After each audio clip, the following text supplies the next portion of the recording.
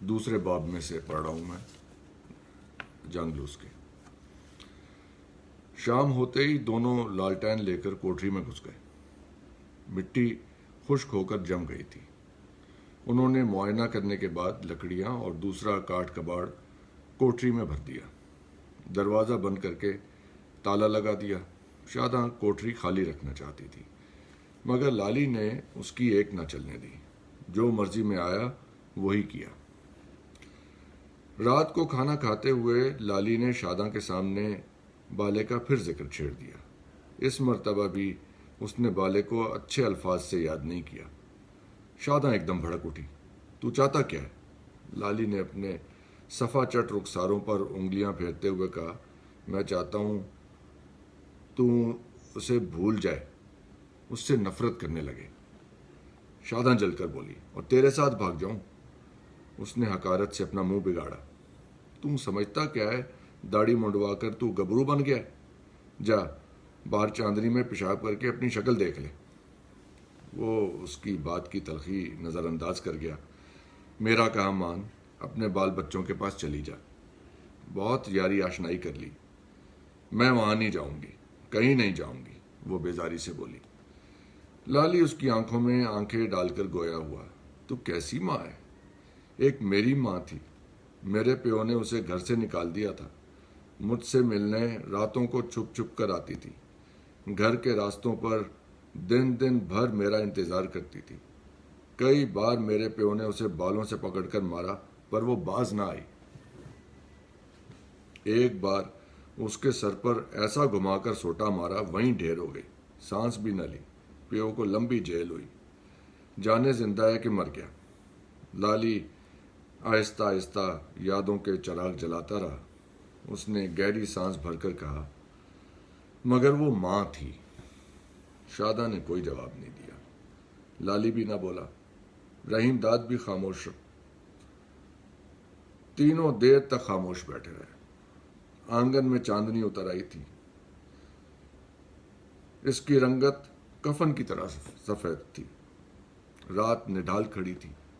تینوں اپنے اپنے دکھوں کی پگڈنڈیوں پر بھٹک رہے تھے۔ کچھ دیر بعد شاداں اٹھی اور خاموشی سے بستر پر جا کر سو گئی۔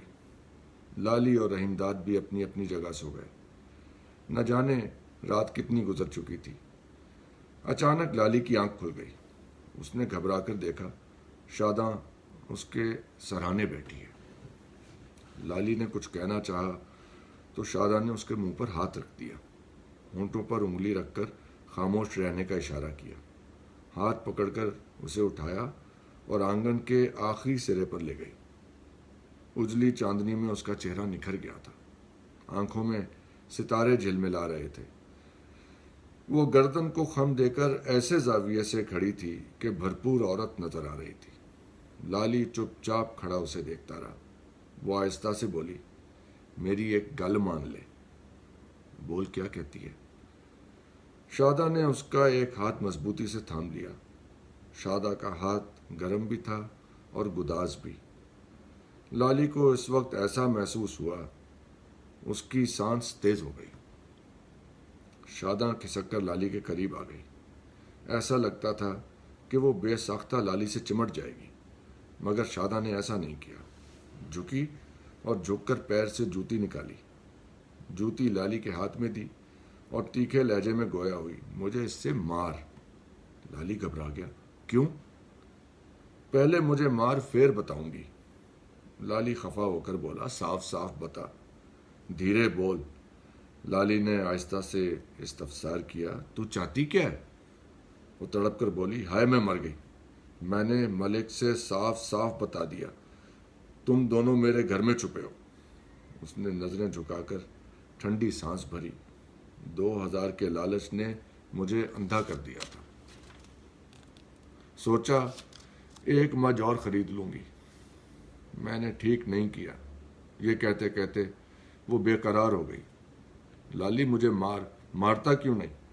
میں تیرے آگے ہاتھ جوڑتی ہوں۔ اس نے دونوں ہاتھ جوڑ دیے۔ لالی کو غصہ تو بہت آیا، مگر وہ اس سے صرف اتنا کہہ سکا، تو نے جو کرنا تھا کر چکی، اب مجھے بتا کیوں رہی ہے؟ اس نے شاداں کو تیکھی نظروں سے دیکھا. تو نے یہ نہیں سوچا مجھے اور رحیمہ کو پکڑوا کر تو بھی پھنس جائے گی؟ تو نے بالے کا خون جو کیا یہ بھول گئی؟ ٹھیک کہہ رہا ہے. اب آگے کی سوچ. ملک اپنی گھوڑی پر تھانے گیا ہے. شاداں نے خوف زدہ نظروں سے دروازے کی جانب دیکھا اور سہمے ہوئے لہجے میں بولی, پلسی آتے ہی ہوں گے, تم دونوں یہاں سے چلے جاؤ, جہانگیرے سے دور نکل جاؤ. لالی نے خطرہ سر پر منڈلاتا محسوس کیا. وہ سخت پریشان ہو گیا. لپک کر رحیم داد کے پاس گیا, اسے جھنجھوڑ کر گہری نیند سے بیدار کیا, صورتحال سے آگاہ کیا. رحیم داد بھی پریشان ہو گیا. دونوں فوراً چلنے پر کمر بستہ ہو گئے. شادہ بھی ان کے ساتھ ساتھ چلی. لالی کے منع کرنے کے باوجود چلی. تینوں گھر سے باہر نکلے. شادہ آگے آگے چل رہی تھی. لالی چوکنا نظروں سے ادھر ادھر دیکھتا جاتا تھا. گاؤں سنسان تھا. انہوں نے مشکل سے 2 فرلانگ کا فاصلہ طے کیا ہوگا کہ رات سناٹے میں بھاری بھاری بوٹوں کی آواز ابھری. لالی فوراً بھانپ گیا کہ یہ پولیس والوں کے قدموں کی آہٹ ہے. اس نے رحیم داد کا ہاتھ پکڑ کر اپنی طرف کھینچا, تیزی سے آگے بڑھا اور جھپاک سے قریب کے کھیتوں میں گھس گیا. لالی اور رحیم داد اندھیرے میں ٹھوکریں کھاتے, پودوں سے الجھتے, گندم اور جو کی فصلوں کے درمیان راستہ بناتے آگے اور آگے بڑھتے گئے. یہاں پر دوسرا باب ختم ہوتا ہے. تیسرا باب. دور سے ریل کے انجن کی چنگھاڑ سناٹے میں ابھری. ساتھ ہی لوہے کی پٹریاں کھٹ کھٹ بجنے لگیں. رحیم داد اور لالی سراسیمہ ہو کر ٹھہر گئے. پلٹ کر ادھر دیکھنے لگے جدھر سے ریل گاڑی آ رہی تھی. اب ریل کی پٹری پر کھڑے رہنا خطرے سے خالی نہ تھا. دونوں نشیب میں اترے اور ایک درخت کی آڑ میں کھڑے ہو گئے. پٹریوں پر ریل گاڑی دوڑنے کی آواز رفتہ رفتہ قریب آتی گئی. ذرا ہی دیر کے بعد سرمئی دھندلکے میں انجن کی روشنی تیزی سے ابھری. دیکھتے دیکھتے ریل گاڑی ان کے سامنے آ گئی. دونوں چپ چاپ کھڑے اسے گزرتے ہوئے دیکھتے رہے. پہلے انجن دہاڑتا ہوا گزرا, پھر ایک ڈبہ, دوسرا ڈبہ, تیسرا ڈبہ گزرا, پھر فرسٹ کلاس کا ڈبہ سامنے آیا. ایک کھڑکی کھلی تھی. 2 ہاتھ ایک سوٹ کیس اٹھائے باہر نکلے. سوٹ کیس کھڑکی سے نیچے گرا اور پٹری کے نشیب میں دور تک لڑکتا چلا گیا. ریل گاڑی کھٹ کھٹ کرتی تیزی سے آگے نکل گئی. سب کچھ آنن فانن ہوا. دونوں حیران و پریشان جہاں تھے وہیں کھڑے رہے. سوٹ کیس چند گز کے فاصلے پر ان کے سامنے پڑا تھا. وہ چند لمحے تک اسے حیرت سے تکتے رہے, پھر آہستہ آہستہ چلتے ہوئے قریب جا کر کھڑے ہو گئے. یہ سیاہ چمڑے کا سوٹ کیس تھا. رحیم داد نے بڑی بے صبری سے جھک کر اسے اٹھانا چاہا. لالی نے روک دیا. ٹھہر جا رحیم. رحیم داد نے حیرت سے پوچھا, کیوں؟ لالی نے مشتبہ نظروں سے سوٹ کیس دیکھا. مجھے تو کچھ گڑبڑ نظر آتی ہے. وہ چند لمحے خاموش رہنے کے بعد ہچکچاتے ہوئے بولا, یار اس کے اندر کہیں کٹی پٹی لاش نہ رکھی ہو. رحیم داد نے خوفزدہ ہو کر لالی کو دیکھا اور سہمے ہوئے لہجے میں گویا ہوا, دیکھنے میں بھی بھاری بھرکم لگتا ہے. لالی مخمصے میں پڑ گیا. خاموش کھڑا سوٹ کیس کو تکتا رہا. چند لمحے دونوں گو مگو کے عالم میں کھڑے رہے. آخر لالی نے ڈرتے ڈرتے ہاتھ بڑھایا, سوٹ کیس کا ہینڈل پکڑا, اسے اٹھایا اور آہستہ آہستہ اونچا نیچا کر کے یہ اندازہ لگانے کی کوشش کی کہ اندر کیا ہے. سوٹ کیس زیادہ بھاری نہیں تھا. اس کے وزن سے معلوم ہوتا تھا کہ اندر کپڑے اور دوسرا سفری سامان بھرا ہے. لالی کے چہرے پر خوشی کی لہر دوڑ گئی. لے یار, بن گیا کام. رحیم داد نے بے چینی سے پوچھا, کیا ہے؟ یہ تو کھولنے پر ہی پتہ چلے گا. مجھے تو کپڑے لتے معلوم ہوتے ہیں, اور بھی بہت کام کی چیزیں ہو سکتی ہیں. فرسٹ کلاس کے ڈبے سے گرا ہے. سامان بھی اس میں فرسٹ کلاس ہی ہوگا. یار کیسا کھٹاک سے آ کر گرا, جیسے اپنے ہی لیے پھینکا گیا ہو. یار اسے کھول کر تو دیکھ. رحیم داد اپنی بے قراری پر زیادہ دیر قابو نہ رکھ سکا. یہاں نہیں, آگے چل کے. اب یہاں زیادہ دیر ٹھہرنا ٹھیک نہیں. وہ سوٹ کیس ایک ہاتھ میں لٹکا کر چلنے لگے۔ رحیم داد بھی اس کے ساتھ ساتھ آگے بڑھا۔ دونوں نشیب سے نکل کر اوپر آ گئے۔ ہر طرف ہو کا عالم تھا۔ ریل گاڑی کی پٹری دھند میں لپٹی سنسان پڑی تھی۔ دونوں آہستہ آہستہ پٹری کے ساتھ ساتھ چلنے لگے، مگر وہ ادھر نہیں گئے جدھر ریل گاڑی گئی تھی، بلکہ اس طرف بڑھنے لگے جدھر سے آئی تھی۔ مشکل سے وہ 50-60 قدم آگے گئے ہوں گے، ناگا درختوں تلے خشک پتوں پر آہٹ ابھری۔ انہوں نے گھبرا کر اس طرف دیکھا۔ ایک شخص اندھیرے سے نکل کر ان کی طرف بڑھ رہا۔ دھندلی روشنی میں دونوں اس کا چہرہ نہ دیکھ سکے۔ اس نے دور سے للکارا، اوے چبڑ، سوٹ کیس رکھ دے۔ لالی جہاں تھا وہیں ٹھہر گیا، لیکن اس نے سوٹ کیس نہیں چھوڑا۔ اجنبی اور قریب آ گیا۔ اس دفعہ وہ زیادہ گرجدار آواز سے بولا، دیکھتا کیا ہے، جیسا کہتا ہوں ویسا کر۔ وہ جھپٹنے کے انداز میں تیزی سے لپکا، لیکن آگے بڑھتے بڑھتے ٹھٹک کر حیرت سے چیخا، اوے لالی، کتے، حرام دے۔ لالی نے فوراً اسے پہچان لیا۔ وہ اشرف تھا۔ کئی سال پہلے وہ اسی کے گروہ میں شامل تھا، جیل میں بھی ساتھ رہ چکا تھا۔ اشرف پیار سے گالیاں دیتا ہوا قریب آیا اور لالی کے گلے سے لپٹ گیا۔ نہایت گرم جوشی سے اسے اپنے بازوؤں بھینچنے لگا۔ اس نے علیحدہ ہو کر لالی کو اوپر سے نیچے تک دیکھا۔ اس کی ملگجی بشرٹ اور پتلون دیکھی، بڑی ہوئی حجامت اور گرد سے اٹے ہوئے بال دیکھے۔ بولا، یار تو نے یہ اپنا کیا حلیہ بنا رکھا ہے؟ لالی نے مسکرا کر بے نیازی سے کہا، تجھے نہیں معلوم؟ مجھے پتا ہے تو منٹگومری جیل سے بھاگا ہوا ہے۔ نصیرہ تو تیرے ساتھ ہی جیل میں تھا، پرسوں چھوٹ کر آیا، وہی بتاتا تھا۔ اس نے مڑ کر رحیم داد کو دیکھا۔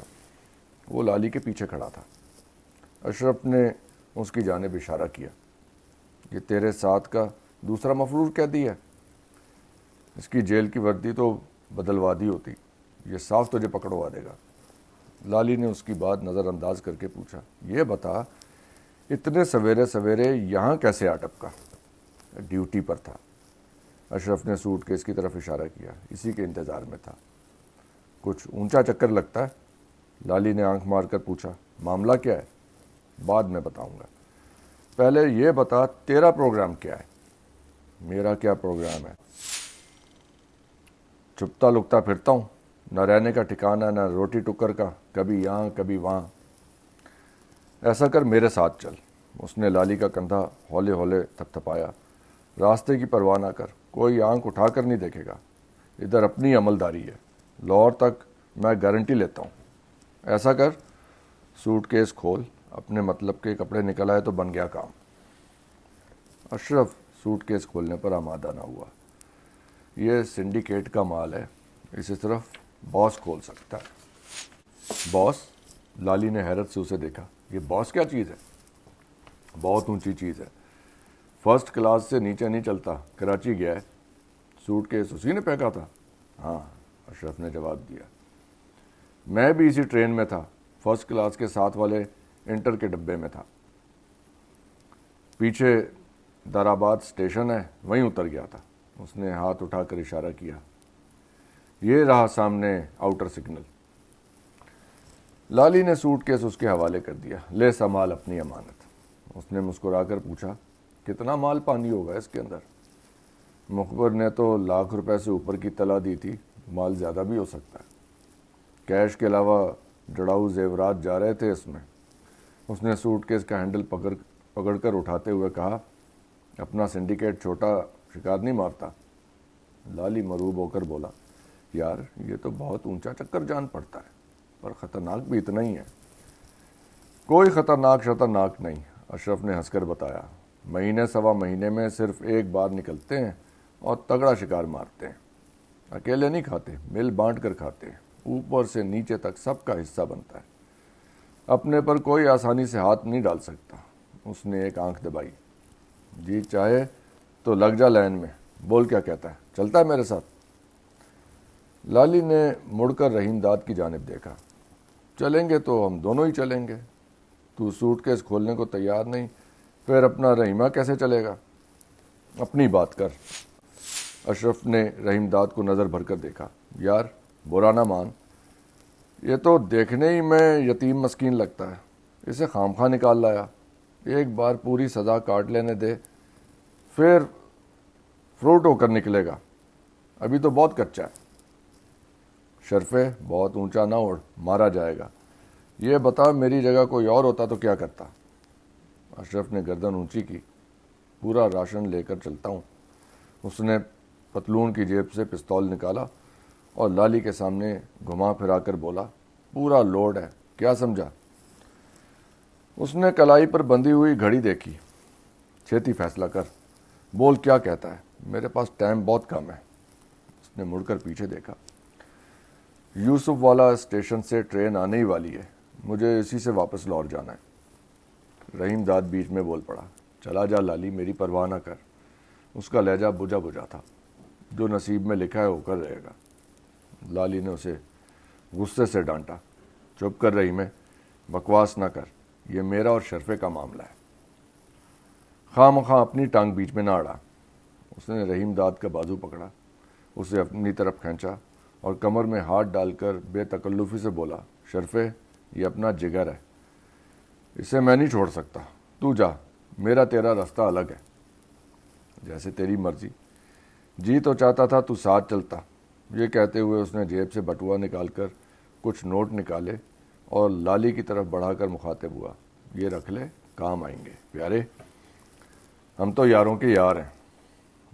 لالی نے روپے لینے سے انکار کر دیا، انہیں اپنے پاس ہی رکھ، یاری دوستی کی بات کرتا ہے تو اتار دے قمیض پتلون، تجھ سے زیادہ مجھے اس کی ضرورت ہے۔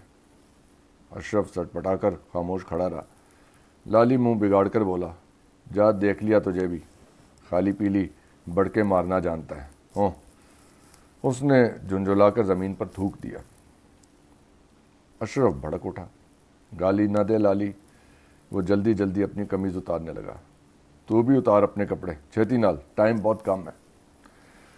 دونوں نے جھٹ پٹ کپڑے اتارے اور ایک دوسرے سے بدل لیے۔ لالی نے اشرف کا جوتا بھی ہتھیا لیا، وہ اس کے پیروں میں بالکل فٹ تھا۔ کپڑے البتہ ذرا ڈھیلے تھے مگر لالی کے جسم پر بدنما نہیں لگتے تھے۔ اشرف نے ضد کر کے لالی کی جیب میں 50 روپے بھی ڈال دیے۔ لالی نے کہا، یار ذرا ٹھہر، ادھر کا کچھ اتا پتا تو بتا، اپنے کو تو کچھ نہیں معلوم، چاہتا ہوں جلد سے جلد اس ضلع سے باہر نکل جاؤں، تو بتا کیا کروں؟ ایسا کر، ریلوے لائن کے اس پار نکل جا، آگے ملتان روڈ ہے، اس سے کچھ ہی دور آگے نہر لوور باری دواب ہے، اسے پار کر لے تو جھل اور بٹے ہیں، تیرے لیے بہت محفوظ ٹھکانہ ہے، دن بھر وہاں رہ، رات کو چک 76 کی طرف نکل جا، کھبے ہاتھ کو ہے، ادھر سے سیدھی سڑک نور شاہ جاتی ہے، نور شاہ نہ جانا، نور شاہ سے پہلے پھر نہر آئے گی، اس کے کنارے کنارے چلتا ہوا عالم شاہ پہنچ جا، راوی نزدیک ہی ہے، کسی پتن پر پہنچ کر بیڑی میں بیٹھ کر دریا کے دوسری طرف پہنچ جا، وہاں سے ضلع لائل پور شروع ہو جائے گا۔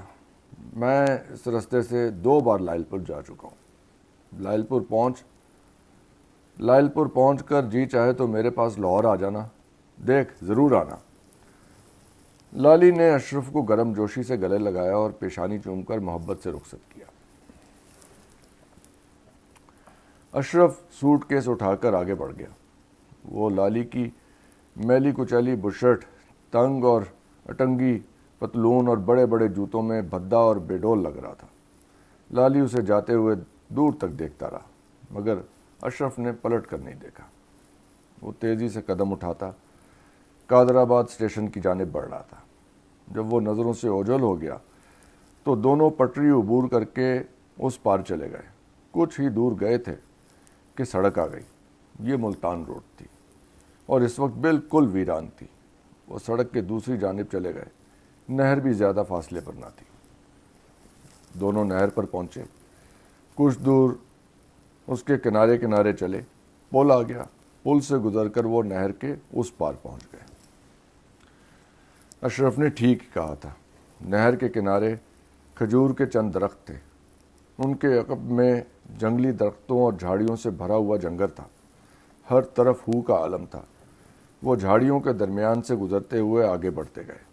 جنگل ختم ہوا تو اونچے نیچے ٹیلوں اور ٹبوں کا سلسلہ شروع ہو گیا۔ وہ ایک ٹیلے پر چڑھنے لگے۔ اوپر پہنچے تو فراش کے اونچے اونچے درخت دور تک بکھرے ہوئے تھے۔ ان کے ساتھ ساتھ دوسرے جنگلی درخت تھے، جھاڑیاں بھی تھیں۔ ٹیلے کی بلندی سے انہوں نے پیچھے مڑ کر نظر ڈالی۔ صبح کی ہلکی ہلکی دودھیا روشنی میں جنگل کے اس پار نہر لوئر باری دوآب چاندنی کے تار کی طرح جھلملا رہی تھی۔ وہ ڈھلانوں سے اترتے، چڑھائیوں پر چڑھتے اور آگے چلے گئے۔ اب وہ بہت تھک چکے تھے۔ انہیں کسی محفوظ ٹھکانے کی تلاش تھی۔ دونوں نے ادھر ادھر نظریں دوڑائیں۔ کچھ فاصلے پر انہیں جھاڑیوں کا جھنڈ نظر آیا۔ قریب ہی کبڑوں کی مانند جھکے ہوئے دو پتھریلے ٹیلوں کے درمیان ایسا خلا تھا جس کے اوپر ٹیلوں کی چوٹیاں ملنے سے محراب بن گئی تھی۔ یہاں وہ روپوش ہو سکتے تھے، دھوپ سے بچ کر دن میں سو بھی سکتے تھے۔ ہر طرف ویرانی ہی ویرانی تھی اور انہیں اس وقت ویرانی ہی کی ضرورت تھی۔ دونوں سنبھل کر قدم رکھتے ہوئے ڈھلان سے نیچے اترے اور محراب کے سامنے جا کر ٹھہر گئے۔ محراب ان کے قد سے اونچی تھی۔ اندر کی زمین خاصی ہموار تھی۔ اس میں سخت مٹی کی تہہ اور پتھر تھے، مگر صاف ستھری تھی۔ محراب سے ذرا ہٹ کر فراش کا ایک درخت سر اٹھائے کھڑا تھا۔ محراب کے دوسری طرف کا حصہ بھی تھوڑا سا کھلا ہوا تھا۔ اس کے عین نیچے گہرا کھڈ تھا۔ کھڈ میں ریتیلی مٹی کے اونچے اونچے تودے تھے۔ رحیم داد زیادہ دیر کھڑا نہ رہ سکا، محراب کے نیچے چلا گیا اور نڈال ہو کر زمین پر لیٹ گیا۔ لالی بھی اس کے برابر لیٹ گیا۔ دونوں دیر تک خاموش پڑے رہے۔ باہر درختوں اور ٹیلوں پر زرد زرد دھوپ پھیلتی جا رہی تھی۔